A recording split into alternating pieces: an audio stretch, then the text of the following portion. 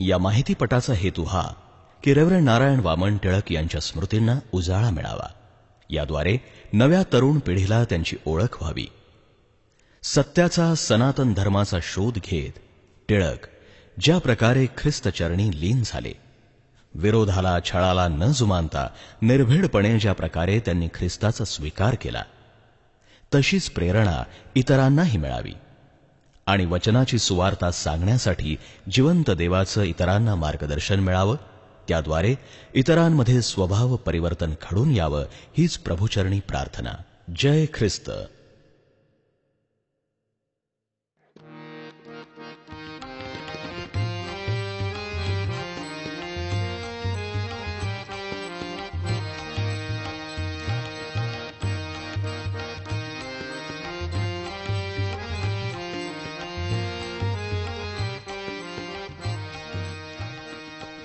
जगावेगळा जगन्मित्र, एक अविस्मरणीय व्यक्तिमत्व, ख्यातकीर्त साहित्यिक, फुलामुलांचे कवी, आपल्या अमोघ आशीर्वादित काव्यशक्तीनं तत्कालिक महाराष्ट्रीय ख्रिस्ती आणि ख्रिस्तेतर समाजात प्रभू येशूच्या सुवार्तेचा जागर घडवणारे कविवर्य रेव्हरंड नारायण वामन टिळक. रेव्हरंड नारायण वामन टिळकांचा जन्म उच्चवर्णीय ब्राह्मण कुटुंबात, वडील वामन आणि आई जानकी यांच्या उदरी दिनांक 6 डिसेंबर 1861 रोजी रत्नागिरी जिल्ह्यातील दापोली तालुक्यातील करंजगाव या लहानशा खेड्यात झाला. प्रेमळ कुटुंबवत्सल जानकीबाई स्वतः कविता रचित, त्यांचा हाच गुण नारायणात पण आला. वडील वामनराव अतिशय कडक आणि संतापी वृत्तीचे होते. जानकीबाईंची मात्र नारायणाला कायम प्रेमळ शिकवण असे की आपण मोठ्यांचा राग करू नये, गोरगरीब दुःखितांचं दुःख दूर करावं, त्यांची गरज भागवावी, असं करणाऱ्याचा सांभाळ प्रभू करतो. नारायणावरती अशा रीतीने सद्गुणांचे, कवित्वाचे संस्कार झाले ते आईमुळेच. न मातुः परम दैवतम असं वाटणाऱ्या नारायणावर फेब्रुवारी 1876 मध्ये मात्र कठीण प्रसंग ओढवला. वयाच्या अवघ्या 15व्या वर्षीच त्यांच्या आईचा, जानकीबाईचा मृत्यूवियोग त्यांना सहन करावा लागला. पुढे किती गणू तुझ्या प्रिय आई, उपकारा सीमा नाही या जगी, असं लिहिणाऱ्या नारायणाचं बालपण संपलं. सुरू झाला जगण्याचा एक लढा. लढा स्वावलंबनाचा, लढा आव्हानं पेलण्याचा, लढा आत्मशोधाचा. आईच्या अस्थी विसर्जित करून त्यांनी थेट चालत चालत नाशिक गाठलं. याच दरम्यान टिळकांना आधार दिला तो समवयीन मित्र विश्वनाथ रामकृष्ण मायले याच्या कुटुंबानं. नाशिकमध्ये आल्यावर नारायण खराखुरा विद्यार्थी बनला. मठामध्ये जाऊन त्यांनी श्लोक, वेद, भगवद्गीता, उपनिषद, संस्कृत याचं पठण केलं. पुढे गणेश शास्त्री लेले यांच्याकडून संस्कृत काव्य, मराठी काव्य यामध्ये प्रावीण्य मिळवलं. वयाच्या अवघ्या 16व्या वर्षापर्यंत नारायणानं मराठी, संस्कृत भाषेवर प्रभुत्व मिळवलं आणि पुढे कित्येक वक्तृत्व स्पर्धा गाजवल्या. नारायणाची भाषणं फार मधुर असत आणि म्हणूनच गणेश शास्त्री त्यांना महाराष्ट्र कोकिळ असं म्हणत. पुढे इंग्रजी शिकण्यासाठी तर अगदी ए पासून एम पर्यंत संपूर्ण डिक्शनरीतील शब्द स्पेलिंगसह त्यांनी पाठ केले होते. इतकी प्रचंड प्रखर बुद्धिमत्ता नारायणाजवळ होती. एकीकडे जगण्याचा लढा, एकीकडे शिक्षण, हे सगळं सुरू असतानाच 1880 साल उजाडलं. 1880 मध्ये नारायण गोखले यांच्या मुलीशी, मनुशी म्हणजेच मनकर्णिकेशी नारायणाचा विवाह ठरला. मनकर्णिका आता सौ लक्ष्मी नारायण टिळक झाल्या आणि या दोघांचा जीवन प्रवास सुरू झाला. लक्ष्मीबाई अस्सल सनातन ब्राह्मण कुटुंबातील, संस्कारित, व्यवहारी आणि पतिनिष्ठ होत्या. एकमेकांच्या विरुद्ध असे दोघांचे स्वभाव होते, त्यामुळे त्यांच्या सहजीवनात संघर्ष अगदी ठासून भरलेला होता. पुढे या जोडप्याला पहिला मुलगा झाला. त्याचं नाव दत्तू असं ठेवलं. नंतर ते नागपूरजवळ राजनंदगाव या ठिकाणी कामासाठी गेले. दरम्यान लक्ष्मीबाईंना दुसरं पुत्ररत्न प्राप्त झालं. त्याचं नाव माधव असं ठरवलं गेलं. पण हे बाळ 8च दिवस जगलं. त्याला आकडी रोग येऊन लक्ष्मीबाईंच्या मांडीवरच हे बाळ गेलं. पुढे 1880 ते 1895 ही 15 वर्ष नारायणांसाठी अस्थिरतेची, धडपडीची अशी होती. त्यांनी अनेक कामं आणि अनेक ठिकाणं सुद्धा बदलली. एकीकडं सत्याचा आणि ईश्वराचा शोध मात्र सुरूच होता. अगदी बालपणापासूनच नारायणांना हिंदू कर्मकांड आणि शुष्क धार्मिक विधी याविषयी फार खेद आणि त्रास वाटत होता. त्यांनी रामायण, महाभारत, कालिदास सगळं वाचलं. समाजातील, धर्मातील जातीभेद, शिवाशिव, अस्पृश्यता यावरती ते खूप नाराज होते. त्यांना धार्मिकतेतून शांती हवी होती आणि म्हणून एकदा तर चक्क कफनी धारण करून नाशिकमधील सप्तशृंग गड या ठिकाणी ते योगी बनले. स्वतःच भक्तांना आशीर्वाद देऊ लागले. गळ्यात रुद्राक्षांची माळ, दाढी, जटा अशा वेशात ते परमेश्वराचा शोध करू लागले. परंतु यामध्ये नारायणाचं मन मात्र रमलं नाही आणि त्यांचा हा कफनी अवतार वर्षभरातच संपला. जुन्या चालत आलेल्या धर्मात आणि कर्मकांडात त्यांना अर्थ वाटेना. त्यामध्ये जरुरी ती सुधारणा करून धर्म हा शक्यतो माणुसकीला धरून असावा असा त्यांनी आपल्यापुरता प्रयत्न चालवला. त्यांच्या मतानुसार धार्मिकता म्हणजे काय, तर आईच्या श्राद्धाला ब्राह्मण न बोलवता कुण्याही जाती धर्माचे दीन दुबळे लोक बोलवावे, त्यांना जेव घालावं, अंगभर वस्त्र देऊन त्यांना तृप्त करावं. या सगळ्या काळामध्ये नारायणरावांनी वेगवेगळ्या धर्मांचा अभ्यास सुरू केला. बौद्ध, जैन, कुराणांची भाषांतरं वाचली. या अध्यात्म ज्ञानात आणि कल्पना सागरामध्ये ते पोहत होते. परंतु एकाही धर्मानं त्यांच्या मनाला समाधान प्राप्त होईना. या त्यांच्या शोधाबद्दल नारायणराव फार मार्मिकतेनं सांगतात. जे सोपे, सरळ व शुद्ध त्याकडे आम्हा ब्राह्मणांचे कधी लक्ष जावयाचे नाही. पुस्तक जितके कठीण, क्लिष्ट, निरस तितकी आम्हास त्यात गोडी वाटायची. कदाचित म्हणूनच ख्रिस्ती धर्म आणि बायबल यांचा अभ्यास करण्याची त्यांना कधी कल्पनाही आली नाही.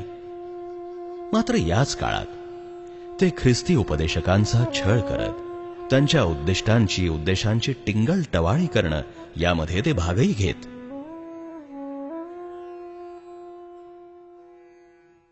ईश्वरी योजनेतील एक महत्वाचा घटक म्हणजे समयाची पूर्णता.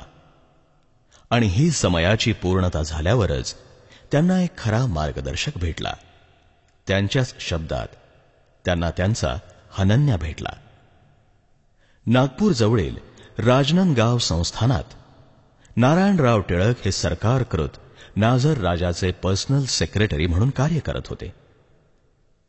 एकदा नारायणराव नागपूर ते राजनंदगाव प्रवासामध्ये होते. प्रवास रेल्वेचा. या प्रवासात त्यांना एक युरोपीय गृहस्थ भेटले. रेल्वेच्या डब्यातच नारायणरावांशी त्यांचा संवाद सुरू झाला. ईश्वराचं अस्तित्व, वेद, धर्मग्रंथ यावर सखोल चर्चा झाली.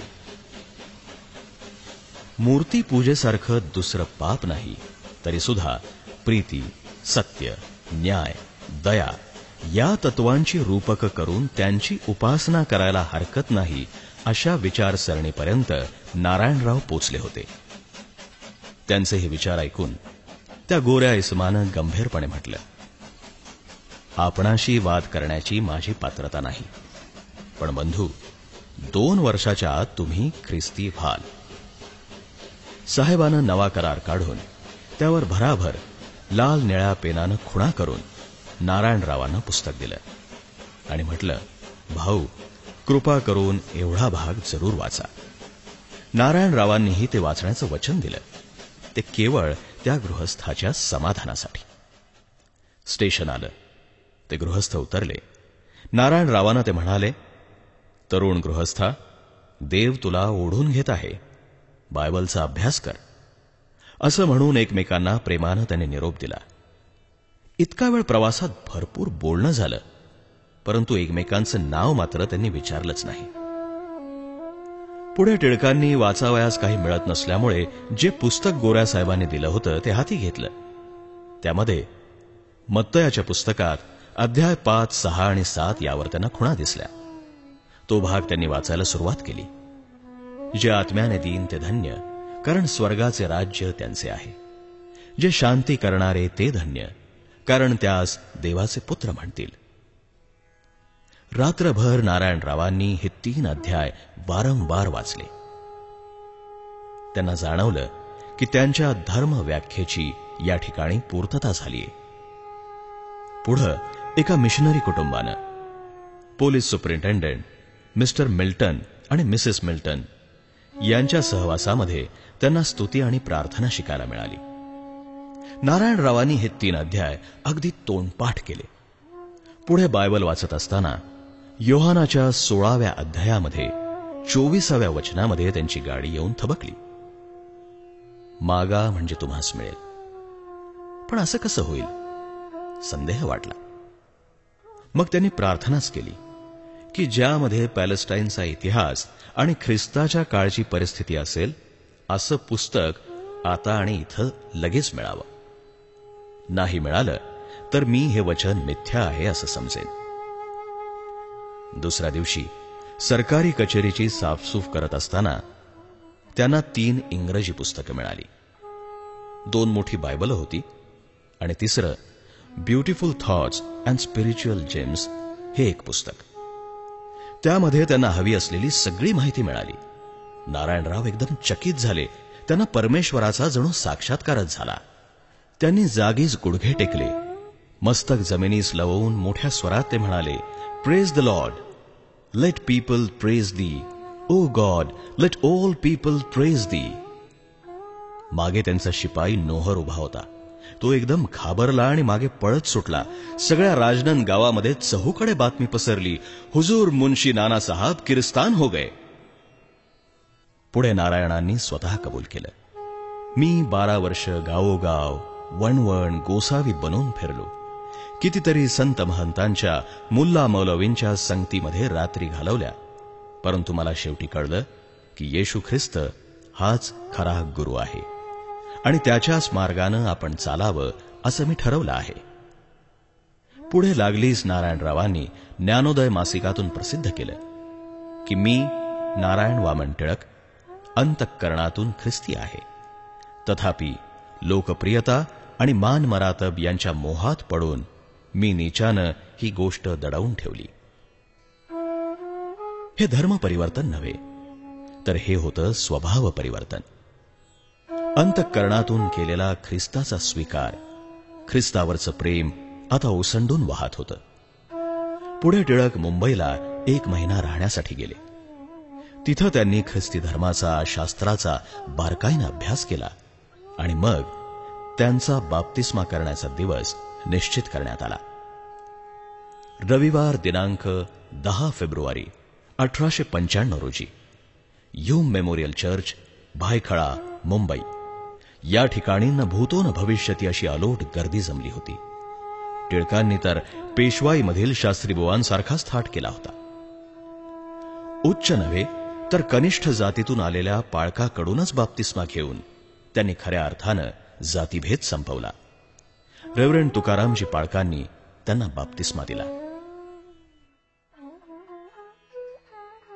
टिळकांचं धर्म परिवर्तन त्यांच्या कुटुंबियांना मान्य नसल्यामुळे त्यांना कुटुंबातून बहिष्कृत करण्यात आलं होतं.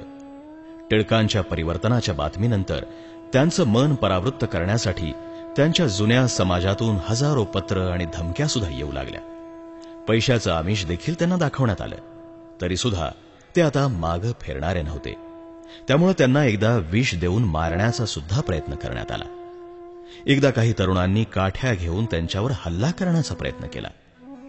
हे सगळं अनुभवत असूनही उघडपणे, निर्भीडपणे त्यांनी ख्रिस्ताचा स्वीकार केला आणि ते सहज जगासाठी लिहून गेले, आज मी ख्रिस्ती जाहलो, आज मी ख्रिस्ती जाहलो, भयकर भवनद पार तरोनी, निजकर पसरून इतर जनास्तव उभा राहिलो, आज मी ख्रिस्ती जाहलो. ख्रिस्ता संगे मरण पावलो, ख्रिस्ता संगे पुनरपि उठलो, नवीन जीवन हृदय हि नूतन, आज पावलो, आज मी ख्रिस्ती जाहलो. तत्कालीन मराठी ख्रिस्ती समाजाला अगदी नवीन वळण लावणारी ही शक्ती टिळकांच्या रूपानं ख्रिस्ती समाजात अवतरली. वास्तविक युरोपात जाण्याच्याही आधीच साधारणतः इसवी सन 40 ते 50 च्या आसपास ख्रिस्ती धर्म हिंदुस्थानात अवतरला होता.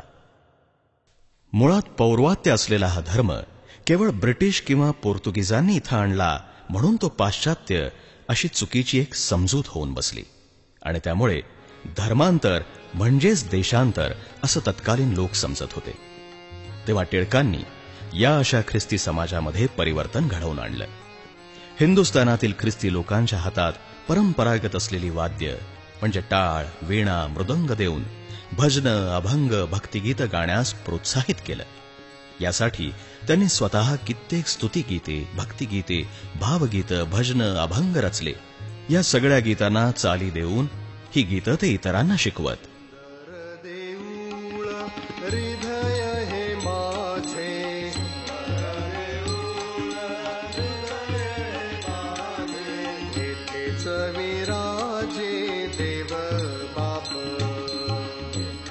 पुढील काळात आध्यात्मिक दृष्टीनं त्यांची जी वाढ झाली त्यामध्ये त्यांच्यातला रागीटपणा, चंचल वृत्ती कमी होत गेल्या. वचनामधील दृढतेत त्यांची वाढ झाली. आपण एक धर्मसंस्थापक होणार या त्यांच्या अभिमानी वृत्तीच्या जागी पुष्कळ अजुनी उणा प्रभू मी, पुष्कळ अजुनी उणा टाकाऊ मी, परंतु सदया आवडलो त्वन्मना, तुझा ऋणी तर सदाच राहीन अगा पतित पावना, पुष्कळ अजुनी उणा प्रभू मी, पुष्कळ अजुनी उणा. अशा या वृत्तीपर्यंत त्यांची वाढ होत गेली. ते लीन होत गेले ख्रिस्तचरणी. राहुरी या त्यांच्या आवडत्या गावामध्ये टिळकांनी ख्रिस्त सदन या नावानं घर बांधलं आणि तिथंच ख्रिस्तायन हे आपलं महाकाव्य लिहायला सुरुवात केली. आपलं घर त्यांनी गरजू लोकांना उपलब्ध करून दिलं. दुष्काळामध्ये टाकून दिलेली अगदी 10-12 दिवसांची एक अनाथ मुलगी आपली मुलगी म्हणून त्यांनी सांभाळली. प्रसंगी त्यांनी 22 मुलांना वसतिगृहाची व्यवस्था होईपर्यंत आपल्या घरी आणून सांभाळलं. नगरमध्ये प्लेगच्या साथीनं ग्रस्त असलेल्या लोकांची त्यांनी सेवा केली. अशा रीतीनं जनसेवा हीच खरी ईश्वर सेवा मानून टिळकांचं सेवा कार्य सुरूच राहिलं. 31 ऑगस्ट 1904 रोजी टिळकांना दीक्षा देण्यात आली आणि त्यांना रेव्हरंड ही पदवी प्राप्त झाली. पुढे टिळकांनी अनेक लोकांना ख्रिस्तामध्ये आणलं. पुढे टिळक सातारा इथं वास्तव्यासाठी आले. सातारा इथं रानामध्ये फिरत असताना एकदा अकस्मात त्यांना प्रभू येशूचं दर्शन घडलं. त्यांना आज्ञा मिळाली, यापुढे फक्त ख्रिस्ताचीच कवने कर. त्यानंतर त्यांनी मी ख्रिस्ताचा आता दास झालो आहे असं सांगितलं आणि यापुढे कोणाचाही चाकर म्हणून मी राहणार नाही. जी काही मी सेवा करीन त्याचं वेतन घेणार नाही. जनसेवा हीच ईश्वर सेवा असं मानून मी सेवा करत राहीन असं म्हणून टिळकांनी त्या समस्त संस्थांचा राजीनामा दिला ज्यावरती ते काम करत होते. प्रभू येशूच्या अनुभूतीबद्दल ते लिहितात की विचारता तरी सांगतो मी आता, पाहिले मी ख्रिस्ता डोळ्यांनी या, नाही नाही स्वप्नी परी जागेपणी तयाच्या दर्शनी रंगलो मी. महाराष्ट्रासाठी ख्रिस्ती तुकाराम म्हणून देवानं माझी निवड केली आहे. ख्रिस्ती तुकारामच नव्हे तर तुकाराम आणि पौल यांचा एकत्रित अवतार म्हणजे नारायण वामन टिळक. टिळकांच्या घरीच ख्रिस्ताचा दरबार भरत असे. तिथं जमणाऱ्या तरुणांच्या सोबत टिळक गावोगावी दिंड्या, नाटकं, गाणी याद्वारे प्रभूची सेवा करत सुवार्ता सांगत फिरत होते. पूर्ण आयुष्य ख्रिस्त सेवेसाठी सोपवून जेव्हा मर्त्य शरीर शिणलं तेव्हा आत्म्यानं शरीराची साथ सोडली. तो दिवस होता 9 मे 1919. वेळ होती दुपारी 3 वाजता. स्थळ मुंबई. त्यांना अखेरचा निरोप देण्यासाठी हजारो लोकांनी उपस्थिती लावली होती. टिळकांच्या इच्छेप्रमाणे या प्रसंगी सर्वत्र काळा रंग वर्ज करण्यात आला. सर्वत्र पसरली होती ती पवित्र शुभ्रता. अंत्ययात्रा शांतपणे शिस्तीनं संथपणे स्मशानभूमीकडे जात होती. त्यावेळी अचानकच लक्ष्मीबाईंनी हाती चिपळ्या घेतल्या आणि खणखणीत सुरामध्ये सुरू केलं, «